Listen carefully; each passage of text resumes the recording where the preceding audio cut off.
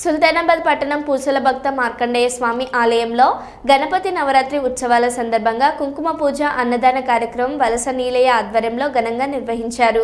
ఈ కార్యక్రమంలో మహిళలు భక్తులు అధిక సంఖ్యలో పాల్గొని విజయవంతం చేసినందుకు కృతజ్ఞతలు తెలుపుతున్నామని వలస నీలయ్య అన్నారు।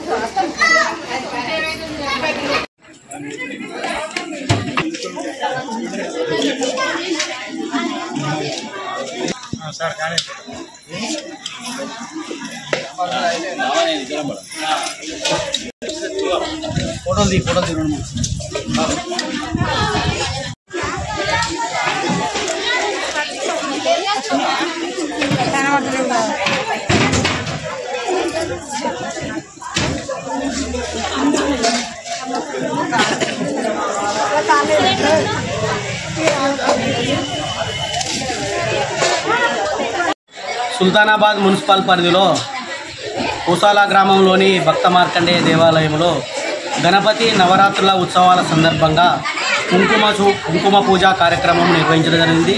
ఈ కార్యక్రమంలో అధిక సంఖ్యలో మహిళలు పాల్గొని కుంకుమ పూజ చేశారు। తదనంతరము భక్తుల దాతల సహాయ సహకారాలతోటి అన్నదాన కార్యక్రమం కూడా ఏర్పాటు చేశాము।